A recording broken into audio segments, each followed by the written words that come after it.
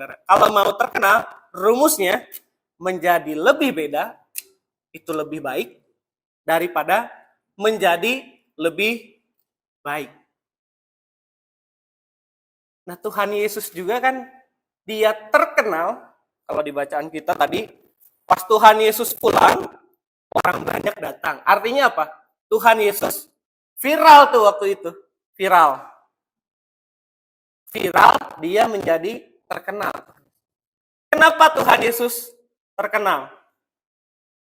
Kita masukkan ke rumus tadi. Karena Tuhan Yesus beda. Beda dengan guru-guru agama lain. Guru-guru agama lain di sini berarti ahli-ahli Taurat, orang-orang Farisi. Tuhan Yesus kan beda ya.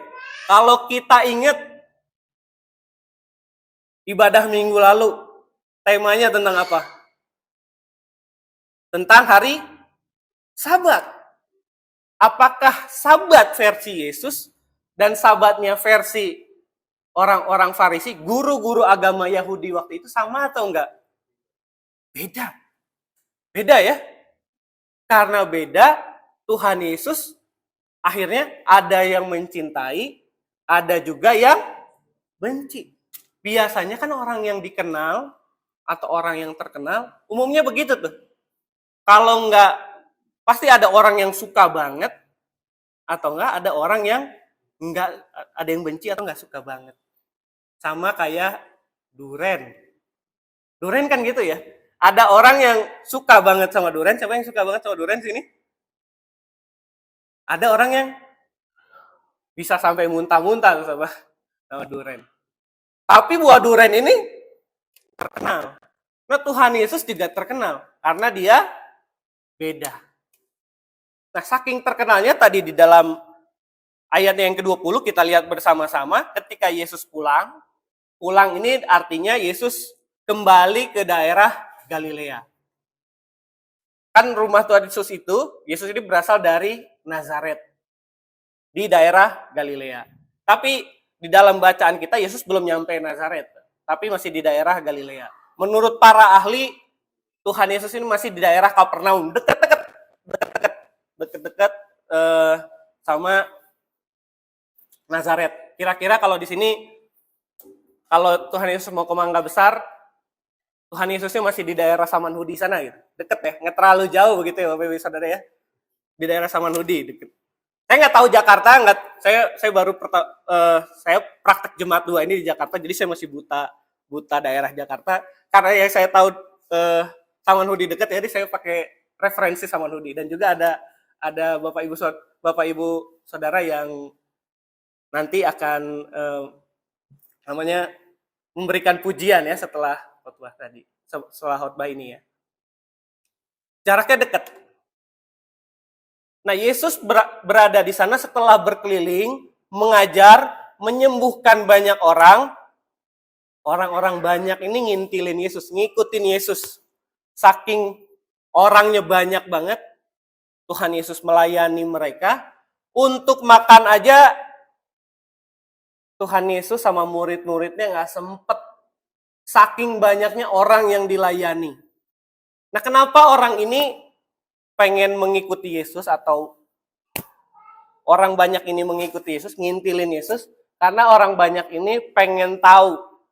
Ini ada orang yang ajarannya beda dan bagus. Beda kalau nggak bagus juga nggak menarik gitu ya. Ajarannya beda, bagus.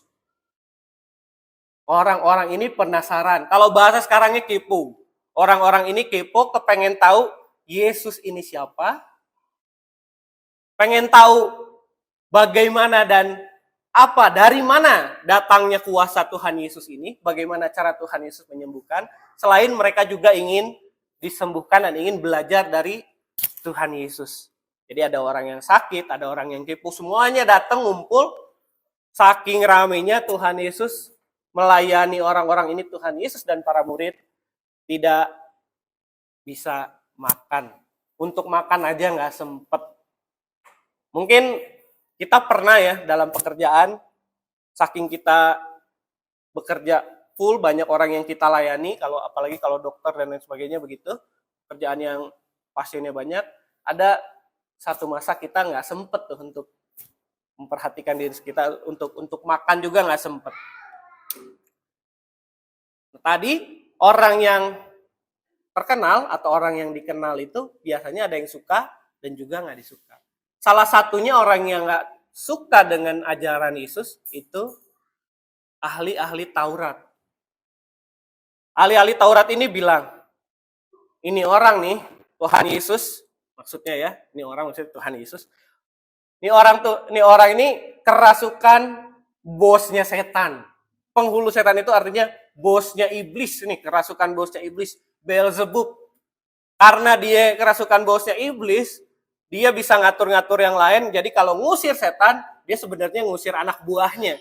Jadi dia kerjasama antara, karena dia bosnya iblis, dia kerjasama sama si kroco-kroconya nih, kroco-kroco iblis yang diusir. Saya kalau penyakit karena iblis dituduh, karena Tuhan Yesus kerjasama kerasukan bosnya iblis, jadi bisa usir kroco-kroconya. Jadi kuasanya Yesus dikatakan dari iblis. Nah, ketika Tuhan Yesus mendengar tuduhan dari ahli-ahli Taurat yang membenci Yesus tentunya, yang tidak suka dengan ajaran Yesus, kalau kita ingat soal minggu lalu, soal Sabat, mereka kan terganggu begitu. Harusnya Sabat mereka tidak bekerja, tetapi Tuhan Yesus karena kalau misalnya dalam keadaan tertentu, dalam keadaan urgent, demi kemanusiaan, demi keadilan, kita boleh melakukan sesuatu di hari Sabat. Apalagi orang itu dalam keadaan terancam kalau kita menolong seseorang. Nah, ajaran ini kan mengganggu buat ahli-ahli Taurat. Jadinya ahli-ahli Taurat bilang, ini orang kerasukan bosnya iblis. Terus Tuhan Yesus merespon tuduhan ahli-ahli Taurat itu dengan mengatakan, ngawur nih, ngawur. Tuhan Yesus bilang argumentasinya, kalau misalnya iblis ngelawan iblis, atau ada suatu kerajaan, mereka saling berperang di dalamnya, pasti kerajaan itu enggak pecah. Pasti kerajaan itu enggak akan bertahan. Kalau keluarga, Tuhan Yesus menambahkan, kalau keluarga di dalam satu rumah, isinya semuanya saling berantem, kira-kira di rumah itu menyenangkan atau enggak? Isinya semua berantem nih, saling gontok-gontokan gitu. Apalagi kalau pakai kekerasan. Pada betah nggak di rumah itu? Enggak ya, pasti pada kabur semuanya. Nah, Tuhan Yesus mencontohkan dengan hal-hal itu, dengan hal-hal sehari-hari. Jadi kalau misalnya ada iblis berperang atau melawan iblis yang lain, kalau dia memakai kuasa iblis, berperang dengan kuasa iblis untuk mengusir, artinya kacau nih. Dunia periblisan kacau. Artinya nggak mungkin dong Tuhan Yesus menggunakan kuasa iblis untuk mengusir iblis.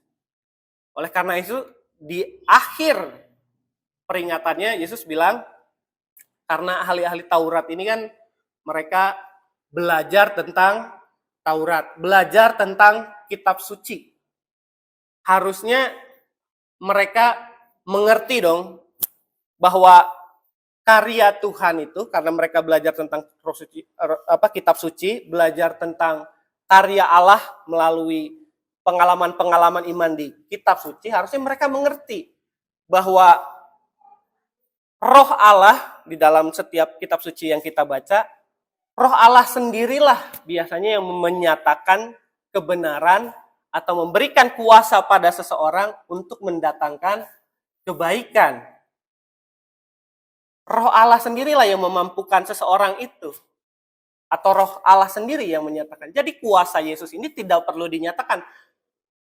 Kalau kuasa Yesus ini mendatangkan, apa yang dilakukan Yesus ini mendatangkan kebaikan, mendatangkan damai sejahtera, mendatangkan keadilan, tentu kuasanya bukan dari iblis. Seharusnya orang yang mempelajari kitab suci memahami hal itu. Tetapi ahli-ahli Taurat karena ingin menjebak Yesus, karena tidak suka dengan Yesus, mereka akhirnya bilang dan juga memanipulasi orang-orang Yahudi pada saat itu, bilang bahwa Yesus ini dikuasai kuasa iblis. Padahal mereka sendiri lihat bahwa kuasa penyembuhan, pengajaran yang diajarkan oleh Tuhan Yesus, itu mendatangkan kebaikan, damai sejahtera, dan juga mendatangkan keadilan.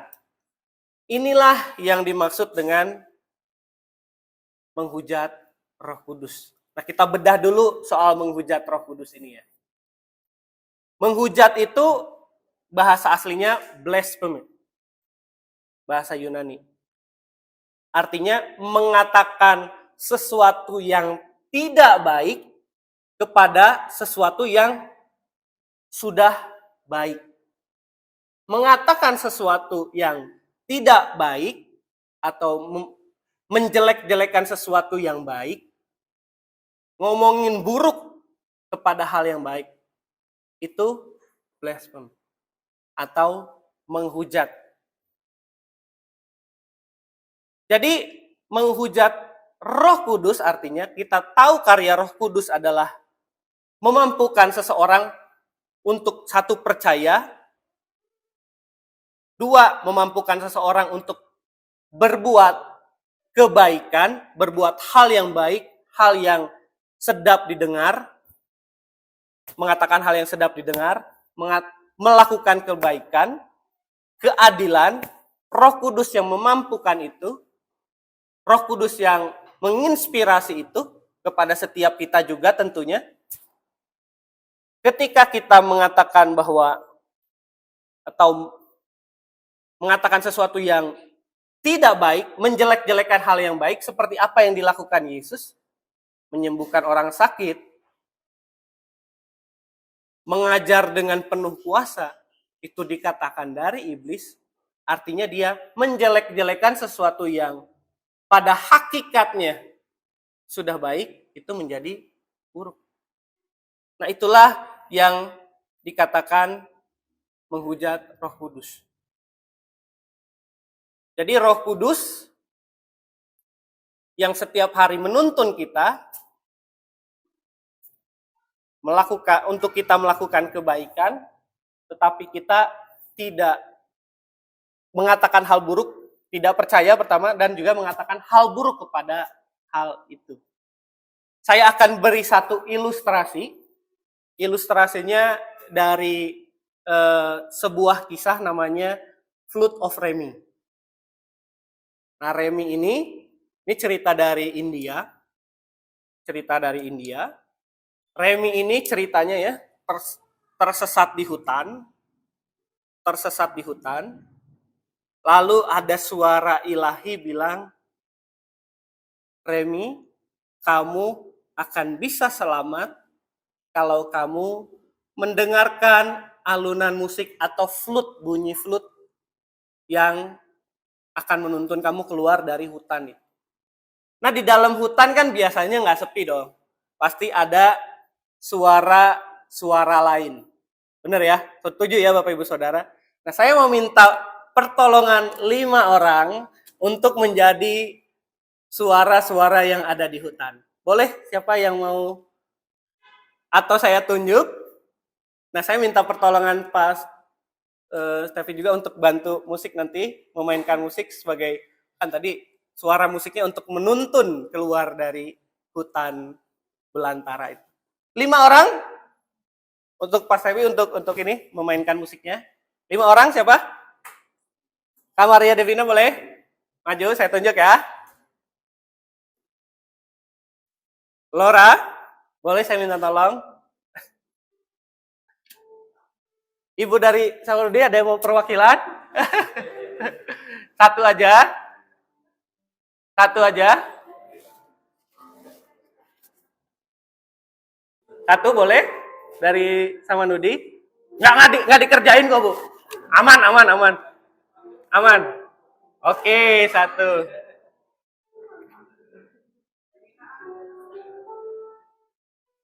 Kakak yang di tengah, yang baju hitam, boleh bantu ini?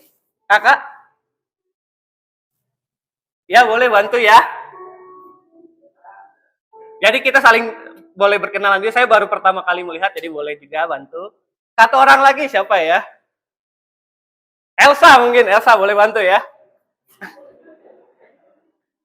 Boleh barisnya agak di depan sini ya. Itu ngumpul di sana kayak mau kumpul arisan, boleh di tengah ya. Nah, saya kerjain nih. Nah, di hutan kan ada banyak macam-macam suara ya. Ada macam-macam suara. Nah, saya mau minta satu-satu nih. Mulai dari Kak Elsa nih. Kak Elsa mau suara apa yang ada di hutan? Boleh apapun. Apa aja boleh. Apa aja boleh. Bebek, boleh. Bebek, di hutan ada bebek, boleh. Nah, ini kakak siapa? Kak? Kak Yuli ya. Kak Yuli mau suara apa? Hah? Suara anjing, gimana bunyinya? Oke. Boleh tepuk tangan dong. Kalau Kak Elsa tadi bebeknya gimana? Oke, kwek. Ibu yang di tengah siapa, Bu? Ya, Ibu siapa dulu namanya? Bu Nina. Suara jangkrik gimana, Bu, suaranya, Bu? Krik. Oke. Penatua Waria. Suara apa? Suara ular. Gimana suaranya? Penatua Laura. Mau suara apa? Angin aja ya. Nah, jadi saya sambil cerita, nanti musik mengalun, kan disuruh mengikuti suara alunan musik tadi ya. Boleh lagu Kuci Kuci Hotai, kan dari India tadi ya. Lagunya Kuci Kuci Hotai, bisa Pak? Wah, susah ya. Atau kan lagu apa Pak? Pakai lagu apa? Oke, Gembala Baik Bersuling dan Merdu, boleh. Nah, sambil musik ini nyala, ibu-ibu yang di sini atau saudara-saudara yang di depan ini, pakai suaranya dengan keras. Ya, yuk kita mulai yuk. Remi di dalam hutan. Suara-suara pun muncul.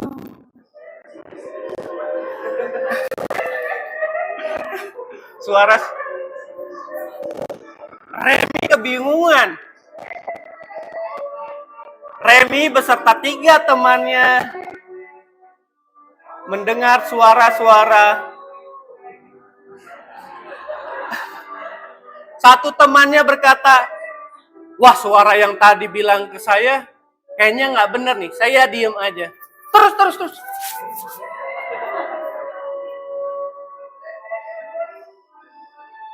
Akhirnya salah satu teman Remi diam di tempat itu. Terus, lanjut terus. Suara alunan musik terus jalan.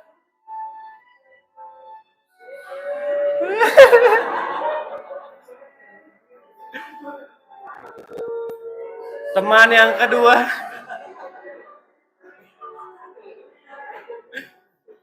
Oke, boleh duduk, tepuk tangan.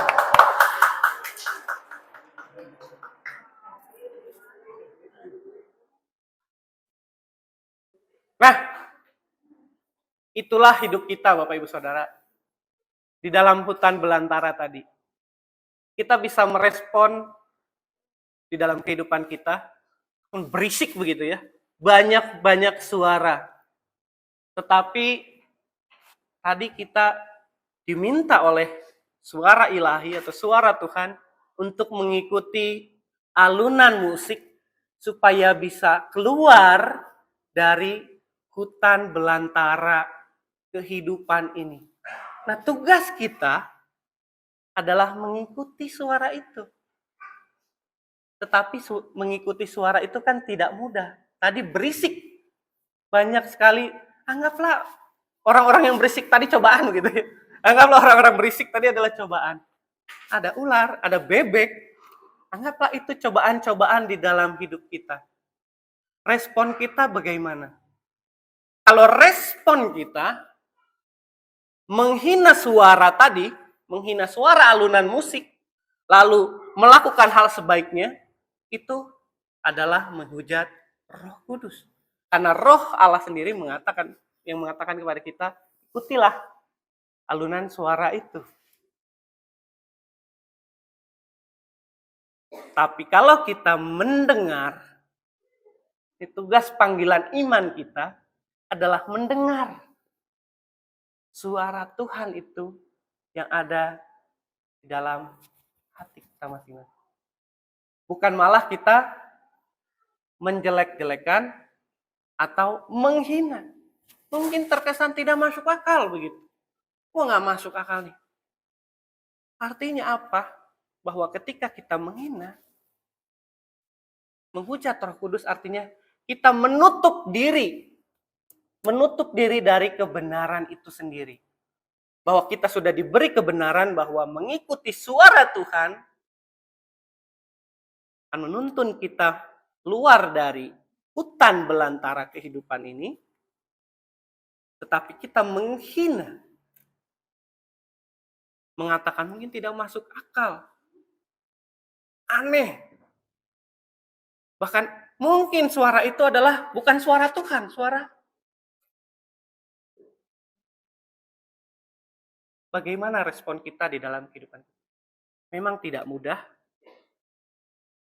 Kita diminta untuk mendengarkan suara Tuhan. Suara apa yang menjadi suara Tuhan? Yaitu suara yang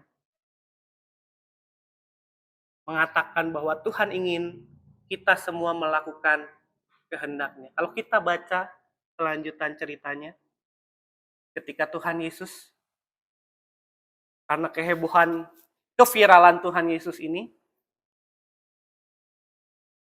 ibu dan saudara-saudara dari Tuhan Yesus itu khawatir. Lalu datang dari Nazaret ke Kapernaum untuk menjemput Yesus. Ketika udah di depan gitu, kira-kira kita di ruangan ini Tuhan Yesus lagi mengajar, kira-kira begitu. Di luar ada yang bilang, Yesus, orang tuamu di luar mau menjemput engkau. Apa respon Tuhan Yesus? Tuhan Yesus berkata, siapa saudaraku? Siapa ibuku? Ini bukan perkataan kurang ajar, karena ada ibunya datang, siapa ibu? Bukan. Ini bukan perkataan kurang ajar, tapi ini adalah sebuah simbolis bahwa keluarga sejati dalam iman adalah keluarga yang mau mendengarkan suara Tuhan dan melakukannya dalam hidup sehari-hari. Jadi, mendengarkan suara Tuhan dan melakukan kehendak-Nya. Inilah yang Tuhan Yesus katakan sebagai saudara-saudaranya, yaitu mereka yang mau mendengar suaranya di tengah berisik dunia tadi, dan juga melakukan apa yang mereka dengar dari firman Tuhan itu sendiri. Lakukan di dalam kehidupan sehari-hari. Semoga Tuhan menguatkan kita. Semoga ini bisa menjadi insight dan bekal untuk kita dalam menjalani rimba hutan hidup Bapak, Ibu, Saudara. Tuhan Yesus memberkati. Saat hening untuk kita semua.